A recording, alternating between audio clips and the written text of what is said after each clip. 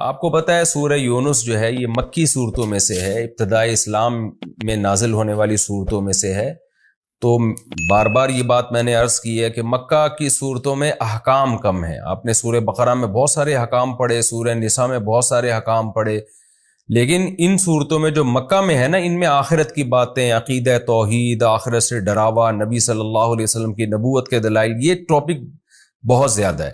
تو یہاں بھی ایسا ہی ہے، ان کو بت پرستی سے نکالنے کی کوشش کی جا رہی ہے اہل مکہ کو، کیونکہ جب تک آپ ایک خدا کو حاکم حقیقی معنوں میں نہیں مانتے، آپ اس کے حکم کو کیسے فالو کرو گے؟ تو ان کو اس دلدل میں، جس بت پرستی کی دلدل میں وہ پھنسے ہوئے ہیں، اس دلدل سے قرآن نکال رہا ہے، مختلف طریقوں سے ان کو سمجھا رہا ہے۔ اچھا، مشرکین یہ مانا کرتے تھے کہ اصل جو کائنات کو پیدا کرنے والا اور ہمیں روزی دینے والا وہ خدا ہی ہے، لیکن خدا نے ان بتوں کو بھی اختیارات دے رکھے ہیں، یہ بھی اللہ کے نیک بندے ہیں جن کی ہم نے مورتیاں بنائی ہوئی ہیں۔ اصل تو وہ مانتے تھے کہ سب کچھ اللہ کا بنایا ہے، یہ پتھر کے بنے ہوئے بت، یہ تو ان کو ہم نے اپنے ہاتھوں سے بنایا، یہ دنیا میں کیا بنا سکتے ہیں؟ تو قرآن نے نا اسی بات کو، جس کو وہ مانتے تھے، ان کی زبان سے بار بار ریپیٹ کروایا ہے۔ جیسے ہم کہہ رہے ہوتے ہیں نا کہ جب آپ کا کسی سے مناظرہ ہو رہا ہوتا ہے یا آپ کی کسی سے بحث ہو رہی ہوتی ہے، تو کچھ باتیں ایسی ہوتی ہیں جو آپ کا مد مقابل بھی مانتا ہے، لیکن ماننے کے بعد پھر وہ اس میں گڑبڑ کرنا شروع کر دیتا ہے۔ تو سامنے والے کو قائل کرنے کے لیے کیا ہوتا ہے کہ آپ وہی بات اس کی زبان سے بار بار اگلواتے ہیں۔ جب اگلواتے ہیں تو اس کے دل میں ایک خود بخود ایک فکر پیدا ہوتی ہے کہ یار جب میں اتنی بڑی حقیقت مانتا ہوں تو اس کا تقاضا یہ ہے کہ میں وہ بات بھی مانوں جو سامنے والا کہہ رہا ہے۔ تو قرآن یہاں بھی یہ کہہ رہا ہے کہ مشرکین سے بار بار کہلوا رہا ہے کہ بتاؤ بارشیں کون برساتا ہے، آسمان اور زمین سے روزی کون دیتا ہے؟ تو اللہ نے اپنے نبی کو حکم دیا، یہ بات بار بار مشرکین سے کہیں گے نا، وہ بار بار کہیں گے اللہ کرتا ہے، اللہ کرتا ہے، اللہ کرتا ہے۔ تو جب بار بار ان کی زبان سے یہ لفظ نکلے گا اللہ کرتا ہے، تو پھر نبی کو حکم دیا بتاؤ کہ پھر پوجتے ان کو کیوں ہیں، ان پتھروں کو؟ تو یہ بھی ایک حق کو دل میں اتارنے کا ایک بہترین طریقہ ہے کہ آپ سامنے والے سے بار بار وہ بات اگلوائیں جو ہمارے اور اس کے درمیان متفق ہے، جس میں ہم دونوں کا اتفاق ہے۔ اس کی مثال ایسے ہے جیسے قرآن نے اہل کتاب کو کہا کہ تعالوا الی کلمۃ سواء بیننا وبینکم، اے اہل کتاب آؤ ایسی بات کی طرف جو ہمارے تمہارے درمیان مشترک ہے۔ تمہاری کتابوں میں وہی بات لکھی ہے جو ہماری کتابوں میں لکھی ہے، تو ان اتفاقی چیزوں پہ آؤ ذرا مضبوطی سے۔ وہ کیا ہے؟ اللہ نعبد الا اللہ، تمہاری کتابیں کہتی ہیں کہ اللہ کے سوا کسی کی عبادت نہیں ہوگی، ہم اللہ کے ساتھ کسی کو شریک نہیں کریں گے۔ تو جب اہل کتاب یہ بات سنیں گے نا تو ان کو ایک موٹیویشن ملے گی کہ یار جب بار بار اللہ ہی کی عبادت کرنی ہے تو پھر عیسیٰ سے مدد مانگنے کا کیا مطلب ہوا؟ پھر یہ ہم نے کیا ڈرامہ رچایا ہوا ہے کہ وہ اللہ کی باڈی سے نکلے اور معاذ اللہ پھر وہ اللہ بھی ہیں اور اللہ کے علاوہ بھی ہیں؟ تو یہ خود بخود ان کو اس کی برائی ان کے دل میں بیٹھے گی۔ تو قرآن صرف دلائل کی کتاب نہیں ہے، موٹیویشن کی بھی کتاب ہے۔ تو اس لیے اللہ تعالیٰ نے جگہ جگہ یہ طرز اختیار کیا کہ مشرکین کی زبان سے اللہ کی بڑائی نکلوائی جائے۔ جب وہ اللہ کی بڑائی بیان کریں گے تو خود بخود ان بتوں کی برائی ان کے دل میں آئے گی۔ تو قرآن کہتا ہے قل، اے نبی ان سے کہہ دیجئے، من یرزقکم من السماء والارض، کون ہے جو آسمان سے تمہیں روزی دیتا ہے، بارشیں برسا کے، والارض اور زمین سے روزی دیتا ہے، امن یملک السمع، کون ہے جو سماعت کا مالک ہے، جب چاہے تمہاری کانوں کے سننے کی طاقت ختم کر دے، والابصار، اور کون ہے جو تمہارے دیکھنے کی طاقت کا مالک ہے، اس کو یہ کنٹرول ہے کہ جب چاہے تمہیں تمہاری دیکھنے کی قوت کو ختم کر دے، ومن یخرج الحی، کون ہے جو صاحب کمالات ہے، جو زندہ کو مردہ سے نکالتا ہے۔ جیسے انڈا ایک مردہ چیز ہے، تھوڑے دنوں میں کیسے اس میں ہارٹ بیٹ پیدا ہوتی ہے، روح پڑ جاتی ہے اور چوزہ نکل آتا ہے۔ وَيُخْرِجُ الْمَيِّتَ مِنَ الْحَيِّ، اور مردہ چیزوں کو زندہ چیزوں سے نکالتا ہے۔ آپ کو پتہ ہے میڈیکل سائنس کے لیے دنیا کا سب سے بڑا مسئلہ حیات کو ڈیفائن کرنا ہے کہ زندگی کی ڈیفینیشن کیا، یہ حیات کیا چیز ہے۔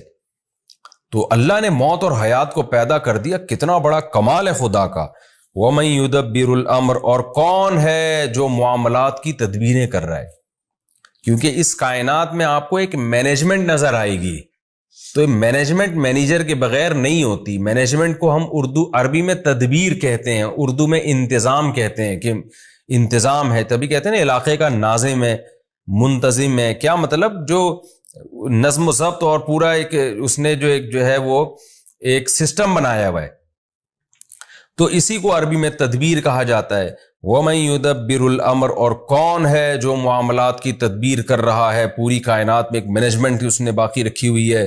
تو جب اے نبی آپ ان سے سوال پوچھیں گے، فَسَيَقُولُونَ اللَّهُ، فوراً یہ کہہ دیں گے، ان قریب کہہ دیں گے اللہ۔ اگرچہ ان کو یہ کہتے ہوئے تکلیف ہو رہی ہوتی ہے کہ ہم اللہ کی کبریائی بیان کریں، کیونکہ ان کو پتا ہے کہ ہم جب اللہ کی بڑائی بیان کریں گے تو ان جو بت ہے نا ہمارے، جو جھوٹے معبود ہیں، ان کی برائی آٹومیٹیکلی بیان ہو جائے گی کہ یہ تو کچھ بھی نہیں کر سکتے۔ لیکن اس کے باوجود قرآن کہتے ہیں فوراً یہ پکار اٹھیں گے کہ بھائی وہ تو اللہ، یعنی اس میں تو کوئی دو رائے ہو ہی نہیں سکتی، کیونکہ مشرکین میں اتنی عقل تھی، وہ یہ مانتے تھے کہ جن بتوں کو ہم نے اپنے ہاتھوں سے بنایا ہے، انہوں نے کہاں آسمان سے یہ کمبخت بارش برساتے ہیں، کہاں یہ پورے کائنات کو چلا رہے ہیں۔ یہ ان کے دل کی آواز تھی جو سوال پوچھنے پر فوراً ان کی زبان پہ آ جاتا تھا یہ جملہ۔ فقل، تو اے نبی فوراً آپ نے کیا کہنا ہے، افلا تتقون، تو پھر تم ڈرتے نہیں ہو خدا سے، بچتے نہیں ہو اس کی نافرمانی سے۔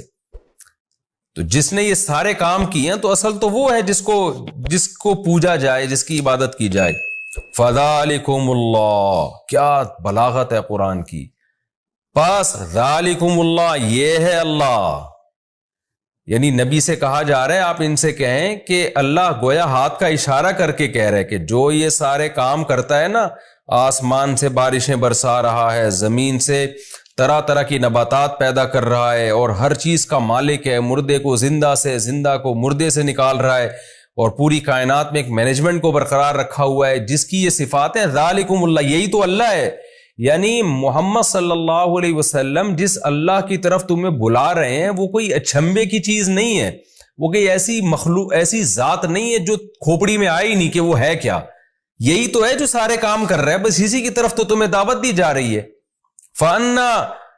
فَذَلِكُمُ اللَّهُ رَبُّكُمْ، یہی اللہ ہے، تمہارا رب ہے، تمہارا پروردگار ہے۔ رب کا معنی پالنے والا ہے، الحق برحق ہے، اس کے علاوہ جتنے بھی تم نے خدا بنائے ہوئے سارے باطل ہیں۔ کیسی بلاغت ہے۔ میں جب سورہ یونس پڑھا کرتا تھا نا، جب طالب علمی کے دور میں، مجھے یہ آیت میں بڑا ایک لطف آتا تھا، ایک بڑا ایک وجد آتا تھا کہ کیسے اللہ نے اپنی صفات بیان کر کے، کیسے اللہ نے کہا فذالکم اللہ، یہی تو اللہ ہے۔ اس کی مثال ایسے جیسے ہم کسی کو سمجھا رہے ہوں، کسی کی کا انٹروڈکشن کروا رہے ہوں کہ بھائی وہ تمہیں بلا رہا ہے اور تمہیں بڑی خدمت کرنا چاہتا ہے، تمہاری دعوت کرنا چاہتا ہے، آپ کہیں یار پتہ نہیں کس کی بات کر رہے ہو، پتہ نہیں کس کی بات کر رہے ہو، ایک دم وہ بندہ سامنے آ جائے، آپ کہیں یہی تو ہے جس کی میں بات کر رہا ہوں، یہ کوئی، اس کو تو تم پہلے سے جانتے ہو، اسی کی تو بات کر رہا ہوں میں جس کو تم پہلے سے جانتے ہو، تم ڈر کیوں رہے ہو اس سے؟ یہی قرآن کا انداز ہے، کیونکہ آپ آج بھی ایتھیسٹ سے جب بات کرتے ہیں نا خدا کی، وہ بھی گھننا بن جاتا ہے۔ جو خدا کے منکر ہیں نا، وہ بھی کہتے ہیں پتہ نہیں کون سے گاڈ کی بات کر رہے ہو یار، تم ہے بھی کہ نہیں ہے، کہاں ہے وہ، نظر کیوں نہیں آتا؟ تو اللہ اپنی صفات بیان کرتا ہے کہ یہ سارے کام آٹومیٹیکلی خود بخود نہیں ہو سکتے، تو جو یہ کام کر رہا ہے فذالکم اللہ، یہی ہے اللہ، بالکل تمہارے سامنے ہے، کوئی ایسی چیز نہیں ہے جو تمہاری عقل سے بالا تر ہو، اور اللہ ہے، اور ربکم، یہ پال رہا ہے تمہیں، صرف مالک نہیں ہے بلکہ تمہیں رزق بھی دے رہا ہے، تمہاری تربیت بھی کر رہا ہے، الحق، اور یہی برحق ہے، اس کے علاوہ جتنے جھوٹے خدا تم نے بنائے ہوئے وہ سارے باطل ہیں۔ فماذا بعد الحق الا الضلال، تو بتاؤ حق کے بعد اب گمراہی کے سوا کیا رہ گیا؟ یعنی اللہ کا انٹروڈکشن بھی آ گیا، تعارف بھی آ گیا، اور اس سے اللہ کا وجود بھی ثابت ہو گیا، اور اللہ کا ایک ہونا بھی ثابت ہو گیا کہ یہ سارے کام تو اکیلا اللہ کر رہا ہے، جن کو تم معبود بنا کے پوجتے ہو وہ تو کچھ بھی نہیں کر رہے۔ تو اللہ کا وجود بھی ثابت ہو گیا اور اللہ کا ایک ہونا بھی ثابت ہو گیا. تو اس حق کو اگر تم نہیں مانتے تو بتاؤ حق کے بعد گمراہی کے سوا کیا ہے. اس کا مطلب اس حق کو تم چھوڑو گے تو تم گمراہی کی طرف لے کے جا رہے ہو. یعنی یہ نہیں ہو سکتا کہ کوئی آدمی کہ میں تو نیوٹرل ہوں, میں نہ اللہ کو مانتا ہوں نہ میں نہیں مانتا, میں تو ویسی زندگی گزار رہا ہوں, مجھے کیوں گمراہ کہہ رہے ہو. نہ اللہ کہہ رہے ہیں جو حق کو نہیں مانتا تو وہ گمراہ ہے. جو حق کو نہیں مانتا تو اس کا مطلب وہ گمراہ ہے. فماذا بعد الحق, تو بتاؤ کیا چیز ہے حق کے بعد, الا الضلال, سوائے گمراہی کے. تو اب جو براڈ مائنڈڈ بننے والے لوگ ہیں نا, جو لبرل بنتے ہیں کہ جی ہم کسی ایک طرف نہیں جاتے, نہ ہم خدا کے وجود کو مانتے ہیں نہ انکار کرتے ہیں, اور ہم تو یعنی اعتدال والی رائے اختیار کرتے ہیں, تو اللہ کہتے ہیں نہ, ایک چیز کا حق ہونا ثابت ہو جائے نا تو اس پہ ڈٹ جاؤ. چاہے لوگ تمہیں فنڈامنٹلسٹ کہیں, لوگ تمہیں دقیانوس کہیں, لوگ تمہیں بنیاد پرست کہیں, کچھ بھی کہیں, کیونکہ اگر اس حق کو تم نہیں مانتے تو پھر بیچ کا کوئی دوسرا راستہ نہیں ہے. حق کے علاوہ سب کچھ گمراہ ہے. تو اس کے علاوہ کوئی رائے رکھو گے تو وہ گمراہی والی رائے کہلائے گی. تم پھر معتدل نہیں کہلاؤ گے بلکہ تم گمراہ کہلاؤ گے. فماذا بعد الحق الا الضلال, تو بتاؤ حق کے بعد کیا رہ گیا ہے سوائے گمراہی کے. فانا تصرفون, تو تم کہاں پھرائے جا رہے ہو, تم اس حق کو چھوڑ کے کون ہے جو تمہیں کہیں اور لے کے جا رہا ہے. دیکھیں یہ بھی پیسو وائس کا جملہ استعمال کیا, یہ نہیں کہا کہ فانا تصرفون, تم کہاں پھر رہے ہو, بلکہ تم کہاں پھرائے جا رہے ہو. کیا مطلب, کون سی طاقت ہے جو تمہیں حق سے ہٹا کر کہیں اور لے کے جا رہی ہے. اس میں بھی بلاغت ہے. بلاغت یہ کہ انسان کا ضمیر, اس کی عقل تو کہتی ہے کہ حق یہی ہے, لیکن کوئی غیر مرئی طاقتیں ہیں جو انسان کو ہٹا رہی ہوتی ہیں وہاں سے. وہ شیطان بھی ہو سکتا ہے, وہ آپ کا کلچر بھی ہو سکتا ہے, وہ آپ کے ملکی قوانین بھی ہو سکتے ہیں, وہ آپ کا انوائرمنٹ, اور بہت ساری اور چیزیں ہیں جو انسان کو, اس آپ کی خواہشات بھی ہو سکتی ہیں, وہ ساری چیزیں آپ کو ہٹا رہی ہوتی ہیں, کھینچ رہی ہوتی ہیں دوسری طرف. تو اللہ کہتے ہیں کہ آپ کو کہاں پھرایا جا رہا ہے, کہاں گھمایا جا رہا ہے, یعنی کوئی اور گھما رہا ہے آپ کو. سوچو کوئی اور گمراہ کر رہا ہے, گویا آپ تو گمراہ نہیں ہونا چاہتے لیکن ایسا لگتا ہے کوئی طاقت ہے جو آپ کو سیدھے راستے سے ہٹا رہی ہے. اس کے بارے میں غور کرو. كذلك حقت كلمۃ ربك على الذين فسقوا, اسی طرح جو فاسق لوگ ہیں, حدود کو کراس کرتے ہیں. حدود کا کیا مطلب, عقل کی بھی ایک حد ہے, ضمیر کی بھی ایک حد ہے, لیکن وہ تمام حدود کو کراس کر کے گمراہی کی طرف جو لوگ جاتے ہیں تو ان لوگوں پر اسی طرح رب کا کلمہ ثابت ہو جاتا ہے. وہ کلمہ کیا ہے کہ لا یؤمنون, یہ لوگ ایمان نہیں لے کر آئیں گے. یہ کلمہ ان پر ثابت ہو جاتا ہے, اللہ کا کلمہ, کہ یہ ہٹ دھرم لوگ سب کچھ مان کے بھی کہ اس کائنات کو چلانے والا اللہ, پیدا کرنے والا اللہ, اس کے بعد بھی وہ گمراہی کا راستہ اختیار کرتے ہیں. تو دیکھو اس طرح سے اللہ کی بات ان پر ثابت ہو جاتی ہے. لیکن کن پر, جو حدود کو کراس کرتے ہیں. قُلْ هَلْ مِن شُرَكَائِكُم مَّن يَبْدَأُ الْخَلْقَ ثُمَّ يُعِيدُ, اے نبی ان سے کہہ دیجئے, مزید سوال پوچھیں کہ تمہارے جو معبود ہیں ان میں کوئی ایسا ہے جو مخلوق کو پہلی مرتبہ جس نے پیدا کیا ہو, ثم یعیدہ, پھر اس کو دوبارہ بھی پیدا کرے میدان حشر میں. تو فرسٹ ٹائم بھی نہ کسی نے پیدا کیا اور دوبارہ پیدا کرنا تو سوال ہی پیدا نہیں ہوتا. قل اللہ, آپ ان سے کہہ دیجیے اللہ ہی ہے, یبدأ الخلق, جو مخلوق کو پہلی دفعہ پیدا کرتا ہے, ثم یعیدہ, پھر دوبارہ بھی پیدا کرے گا. اچھا, یہاں آپ ایک بلاغت کا نقطہ دیکھیں. جب پہلے سوالات کیے گئے تھے کہ جو کون ہے جو آسمان سے روزی برساتا ہے, کون ہے جو زندہ کو مردہ سے نکالتا ہے, تو قرآن نے کہا فوراً یہ کہیں گے فَسَيَقُولُونَ اللَّهُ, اللہ یہ کام کرتا ہے. لیکن یہاں پر کیا ہے, جب ان سے سوال پوچھا گیا کون ہے جس نے مخلوق کو پہلی دفعہ پیدا کیا اور دوبارہ بھی پیدا کرے گا, اب یہاں قرآن نے یہ نہیں کہا کہ فَسَيَقُولُونَ اللَّهُ, یہ فوراً کہیں گے اللہ. وجہ اس کی یہ تھی کہ دوبارہ پیدا کرنے کے یہ قائل نہیں تھے بہت سارے مشرکین. وہ کہتے تھے پہلی دفعہ تو اللہ نے پیدا کیا, دوبارہ نہیں کرے گا. تو اس لیے اللہ نے اپنی بات بھی آگے بڑھا دی کہ صرف فرسٹ ٹائم نہیں ہے, دوبارہ بھی میں پیدا کروں گا. تو اس لیے اللہ نے کہا کہ اے نبی آپ خود ان کو بتا دیں. اب یہاں یہ جواب نہیں دیں گے, اب آپ ان کو بتا دیں کہ جیسے فرسٹ ٹائم خدا نے پیدا کیا ہے, دوبارہ بھی اللہ ہی پیدا کرے گا. یہ جو تمہارے بت ہیں پتھر کے بنے ہوئے اور جو جھوٹے خدا ہیں نہ انہوں نے مخلوق کو پہلی دفعہ پیدا کیا اور نہ یہ دوبارہ پیدا کرنے پر قدرت رکھتے ہیں۔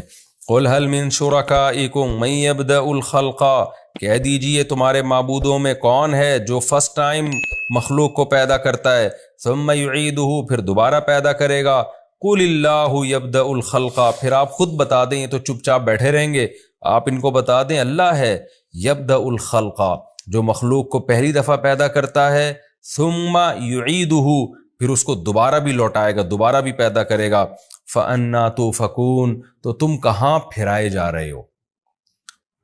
دوسری دفعہ چلو پیدا کرنے کے قائل نہیں، لیکن فرسٹ ٹائم تو مانتے ہو نا اللہ نے پیدا کیا، تو اس اللہ کو چھوڑ کر کن جھوٹے خداؤں کے پیچھے لگے ہوئے ہو؟ قُلْ هَلْ مِن شُرَكَائِكُم مَن يَهْدِي إِلَى الْحَقِّ، یہ بھی بڑی دلچسپ آیت ہے۔ آپ بتا دیجئے تمہارے معبودوں میں کون ہے ایسا ہے من یہدی الی الحق، جو حق کی طرف رہنمائی کرتا ہے۔ جتنے جھوٹے خدا دنیا میں ہیں، کوئی گائیڈنس ہے؟ وہ ہمیں بتا سکتے ہیں کہ صحیح کیا ہے غلط کیا ہے؟ اور جو اللہ ہے وہ تو ہمیں حق بتا رہا ہے، وہ بتا رہا ہے زنا بری چیز ہے، نکاح بری چیز نہیں ہے، سود بری چیز ہے، تجارت بری چیز نہیں ہے، شراب بری چیز ہے، اور حلال اور پاکیزہ اموال بری چیز نہیں ہے۔ وہ تو ہمیں جگہ جگہ گائیڈ کر رہا ہے، رشتہ داری توڑنا بری چیز ہے، جوڑنا اچھی چیز ہے۔ وہ ہمیں نماز بھی بتا رہا ہے کہ ایسے رب کی عبادت کرنی ہے، حج ایسے کرنا ہے، قربانی ایسے کرنی ہے۔ گائیڈنس آپ کو اسلام میں جگہ جگہ گائیڈنس ملے گی اور بہترین ہدایت ملے گی۔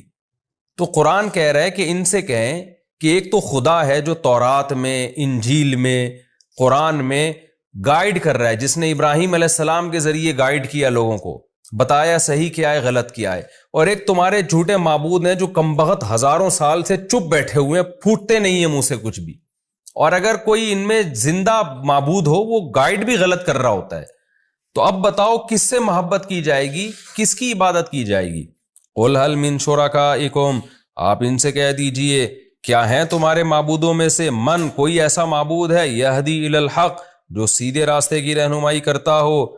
یہ یہاں بھی چپ بیٹھیں گے، کیونکہ یہاں بھی یہ فوراً اگر یہ کہہ دیتے نا، یہاں چونکہ ان کو توہین محسوس ہو رہی ہے، اگر کہہ دیں گے نہیں ہمارے معبود تو سیدھے راستہ دکھائی نہیں سکتے، تو ابے بھائی جب تمہارے معبود تمہیں گائیڈ ہی نہیں کر سکتے تو وہ تمہارے رہنما کیسے بن گئے، تمہارے لیڈر کیسے بن گئے وہ؟ اور ان کو تم فالو کیسے کرو گے؟ فالو لیڈر کو کیا جاتا ہے نا، تو لیڈر ہونے کی صلاحیت ہوگی تو فالو کیا جائے گا۔ تو اس لیے اللہ کو فالو کرو، کیونکہ فالو اس کو کیا جاتا ہے جو سیدھا راستہ دکھا رہا ہو۔ جو بیچارہ خود گائیڈنس کا محتاج ہو وہ لیڈر کیسے بن سکتا ہے؟ اس کو فالو کیسے کیا جائے گا؟ قُلِ اللَّهُ يَهْدِي لِلْحَقِّ، آپ ان کو کہہ دیجیے اللہ ہے جو سیدھے راستے کی طرف رہنمائی کرتا ہے۔ اب قرآن یہ مقدمہ قائم کر کے، یہ دلیل قائم کر کے ایک اور بات پر استدلال کر رہا ہے کہ جو سیدھے راستے کی رہنمائی کرتا ہے بھلا وہ اس بات کا زیادہ حقدار ہے کہ اس کی اتباع کی جائے، یا جو بیچارہ خود جس کے پاس سیدھا راستہ نہ ہو جب تک کہ اس کو کوئی راستہ نہ بتائے؟ تو جو لیڈر ہی گائیڈنس کا محتاج ہے تو عوام اس کو کیسے فالو کرے گی؟ تو فالو اس کو کیا جاتا ہے جس کو سیدھے راستے کا پتہ ہو اور بتا رہا ہو۔ تو یہ صفت اللہ کے علاوہ کسی میں نہیں پائی جاتی۔ اور آج کے حالات میں تو آپ دیکھ لیں نا، جن قوموں کو ہم فالو کر رہے ہیں وہ خود ہدایت کی محتاج ہیں۔ کیسے کیسے قوانین وہ اپنے ملکوں میں پاس کر رہے ہیں، شراب کو انہوں نے لیگل کیا ہوا ہے، زنا کو لیگل کیا ہوا ہے، یہ تو خود ہدایت کی محتاج ہیں، اور آج ہم نے ان کو لیڈر بنایا ہوا ہے۔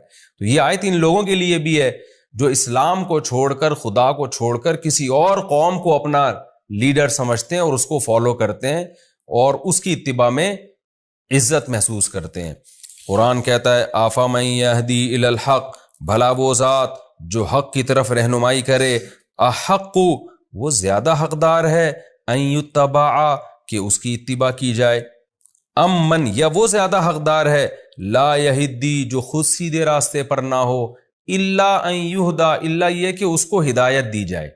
یعنی جب تک کہ اس کو ہدایت دی نہ جائے، وہ خود سیدھا راستہ متعین نہ کر سکتا ہو، تو اس کو کہاں سے فالو کیا جائے گا؟ فالو اس کو کیا جائے گا جو تمہیں سیدھا راستہ بتاتا ہے، اور وہ اللہ کے سوا کوئی بھی نہیں ہے۔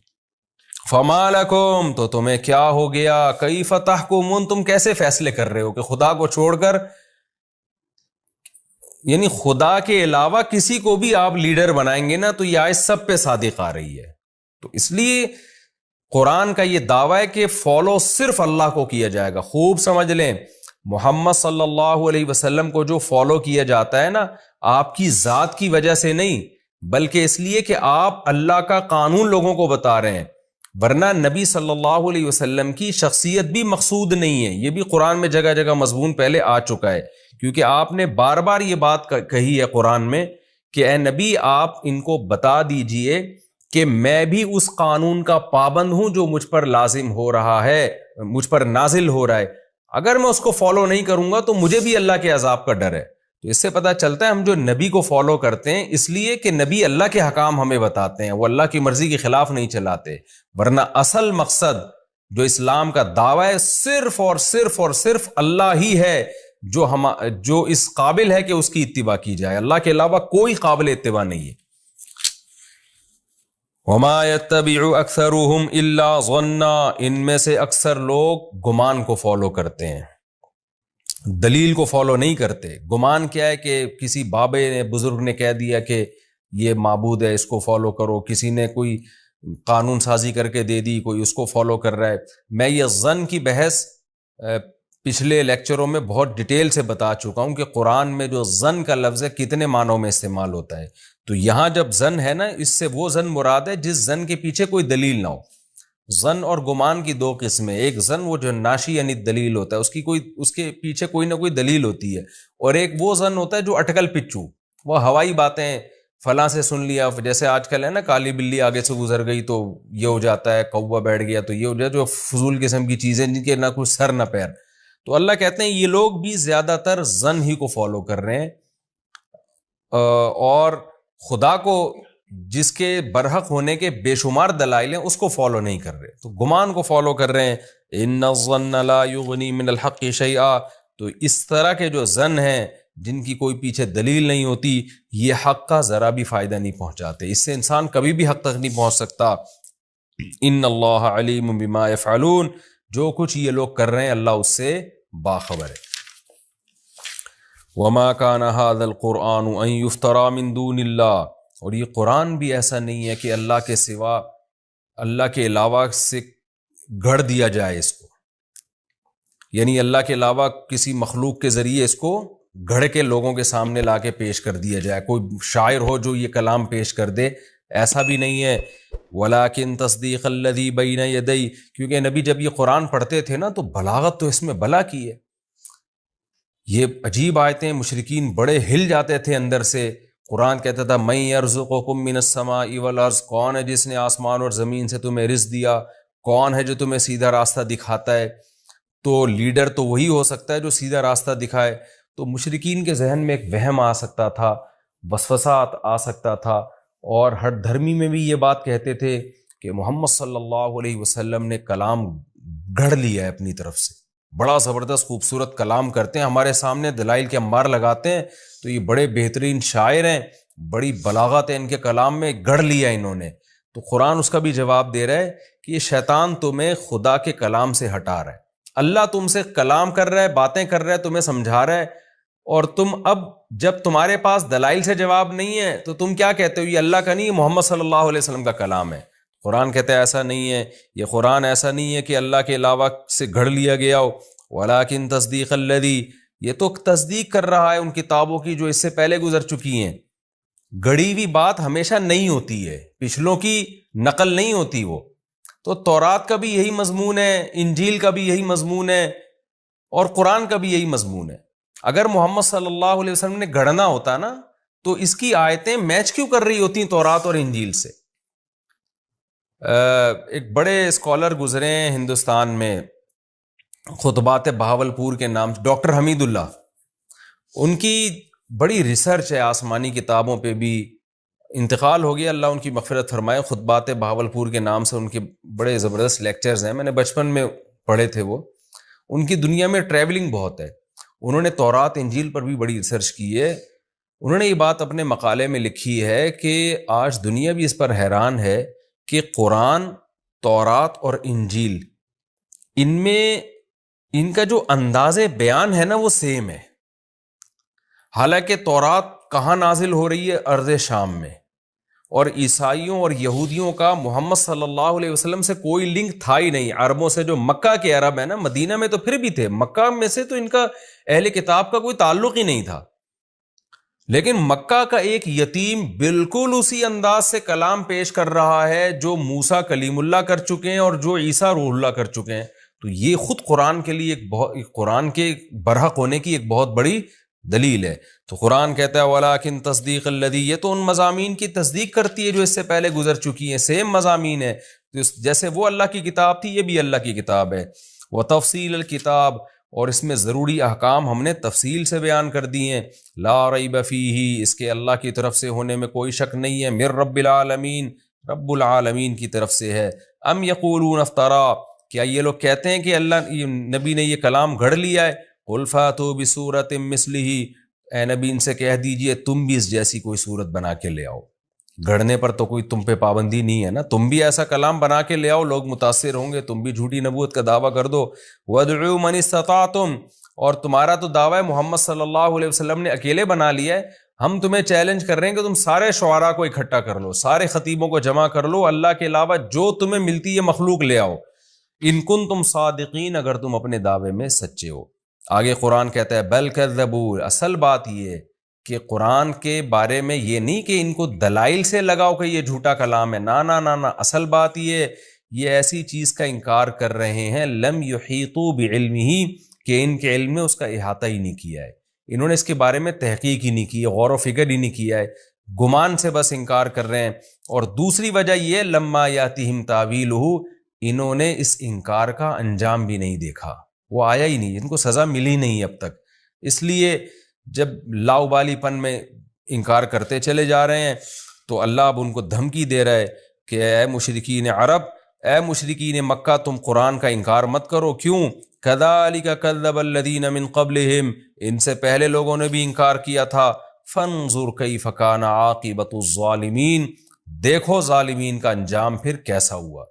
تو تمہارا بھی پھر وہی انجام ہو سکتا ہے. تو دلائل سے تو اللہ بات کر رہے ہیں، اللہ تعالیٰ دھمکیاں بھی دے رہے ہیں ساتھ ساتھ کہ یہ ہلکی بات نہیں ہے کہ جس کا دل چاہے ایمان لے آئے، جس کا دل چاہے رد کر دے. نا، تمہیں غور و فکر کر کے ایمان لانا پڑے گا. پھر نبی کو تسلی دی جا رہی ہے، کیونکہ نبی صلی اللہ علیہ وسلم بہت پریشان ہوتے تھے، سب ایمان کیوں نہیں لے کر آتے، اتنی واضح آیات ہیں. اللہ نے فرمایا وَمِنْهُمْ مَن يُؤْمِنُ بِهِ، کچھ ان میں سے ایسے ہیں جو ایمان لائیں گے اور لاتے ہیں. وَمِنْهُمْ مَن لَّا يُؤْمِنُ بِهِ، اور کچھ ایسے ہیں جو نہیں لے کر آئیں گے. تو آپ نے اپنا کام جاری رکھنا ہے، یہ لالچ نہیں رکھنی کہ سارے مسلمان ہو جائیں، یہ ممکن نہیں ہے. وَرَبُّكَ أَعْلَمُ بِالْمُفْسِدِينَ، جو مفسد لوگ ہیں، جو ایمان نہیں لے کر آئیں گے، اللہ ان کو خوب جانتا ہے، خود ہی نمٹ لے گا ان سے. یہ ہمارا جناب رکوع نمبر 4 اور 9 تفسیر کے لحاظ سے کمپلیٹ ہوا. میں انشاءاللہ اس کا مختصر خلاصہ پیش کر دیتا ہوں. پہلی آیت میں ہمیں اللہ نے بتایا کہ اللہ کی صفات ہیں، آسمان سے رزق برساتا ہے. دیکھیں قرآن کا جو دلائل کا انداز ہے وہ منطقیانہ نہیں ہے، وہ نیچرل ہے. تو نیچرل یہی ہے کہ قرآن اس کائنات میں ہونے والے تغیرات کو بیان کرتا ہے کہ یہ خود بخود کیسے ممکن ہے، یہ آٹومیٹیکلی نہیں ہو سکتے، یہ سب کچھ اللہ کر رہا ہے. تو مشرکین کی زبان سے نکلوایا جا رہا ہے اللہ کا تعارف، اور پھر نفی کی جا رہی ہے کہ جب اللہ کر رہا ہے تو پھر ان معبودوں کو تم کیوں پوجتے ہو. تو پہلا مضمون تو اس کا توحید ہوا کہ سب کچھ کرنے والی ذات اللہ کی ہے، لہذا پکارا بھی اسی کو جائے گا اور عبادت بھی اسی کی جائے گی. دوسری بات ہمیں کیا پتہ چلی کہ پہلی مرتبہ اللہ نے پیدا کیا. مشرکین جو شرک کرتے تھے ان کی میں بھی اتنی کھوپڑی تھی کہ خود بخود کائنات پیدا نہیں ہو سکتی، تو وہ یہ مانتے تھے کہ فرسٹ ٹائم اللہ نے پیدا کیا. اختلاف اس میں کرتے تھے کہ دوبارہ پیدا ہوگا کہ نہیں، یہ ہوگی کہ نہیں ہوگی. تو آج کا جو ملحد ہے وہ بالکل ہی بے عقل ہے، وہ کہتے ہیں کائنات خود خالق ہے، یعنی کائنات نے اپنے آپ کو خود پیدا کر لیا. یہ تو پاگلوں والی بات ہے بالکل. اچھا یہ بھی خوب سمجھ لیں، جو ملحد کہتے ہیں نا کوئی خدا نہیں ہے، یہ بھی جھوٹ بولتے ہیں. جو یہ کہتا ہے نا خدا نہیں ہے، وہ اس کائنات ہی کو کریٹر مان رہا ہے. یعنی اس مادی چیز جو کچھ ہونے میں کسی طاقت کی محتاج ہے، اس محتاج ہی کو کریٹر قرار دے دیا، تو کتنی بڑی بے عقلی کی بات ہے. تو اللہ نے ان آیتوں میں بتایا کہ فرسٹ ٹائم بھی وہ پیدا کرتا ہے، دوبارہ بھی وہی پیدا کرے گا. اور تیسری بات، ہم فالو کس کو کریں، اس کا بھی ان آیتوں میں اللہ نے جواب دیا کہ آفامن یہدی الی الحق احق ان یتبع امن لا یہدی الا ان یہدی. یہ آیت تو رٹا لگا کے یاد کر لیں. یہ آج مغربی کلچر پہ بہت صادق آتی ہے. مشرکین مکہ کسی کلچر کو فالو نہیں کرتے تھے، مشرکین مکہ اپنے ہی باپ دادا کے گڑے ہوئے مذہبی غلط نظریات کو فالو کرتے تھے.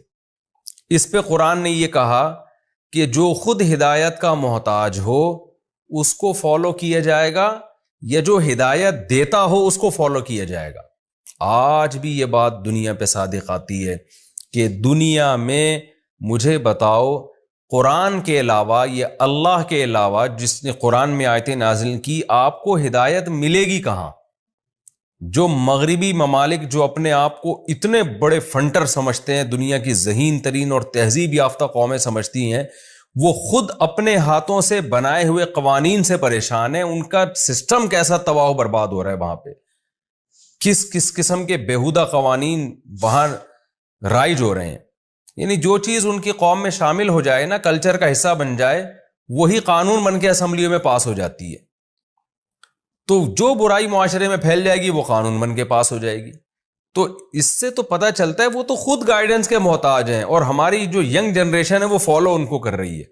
تو اس لیے میرے بھائی فالو صرف اللہ ہی کو کیا جائے گا، کیونکہ آپ قرآن کے الحم سے لے کے والناس تک اگر احکام دیکھیں تو آپ کو نیچر کے قریب نظر آئیں گے. قرآن صفائی کی تعلیم دے رہا ہے، وَثِيَابَكَ فَطَهِّرْ، اپنے کپڑوں کو پاک رکھیے. یا ایھا النبی کلوا من الطیبات واعملوا صالحا، کہ کھاؤ بھی پاکیزہ اور عمل بھی پاکیزہ ہو. تو ہر چیز میں پاکیزگی جھلک رہی ہے، اس میں طہارت جھلک رہی ہے. تو اس لیے یہ 2 اور 2 4 کی طرح ہے کہ یورپ کے پاس، اہل مغرب اقوام کے پاس، ان لوگوں کے پاس ہدایت نہیں ہے. تو اللہ کہہ رہا ہے بھلا جس کے پاس خود ہدایت نہ ہو وہ اس بات کے زیادہ لائق ہے کہ اس کو فالو کرو، یا جو خود لوگوں کو ہدایت دے رہے جیسے کہ اللہ. ظاہر ہے اللہ کے علاوہ ہمارے پاس کوئی نہیں ہے جس کو ہم فالو کریں. اب اللہ نے ہمیں بتایا کہ میرے احکام تمہیں نبی بتائیں گے، لہذا نبی جیسا کر رہے ہیں اور جیسا کہہ رہے ہیں اس کو فالو کرتے چلے جاؤ.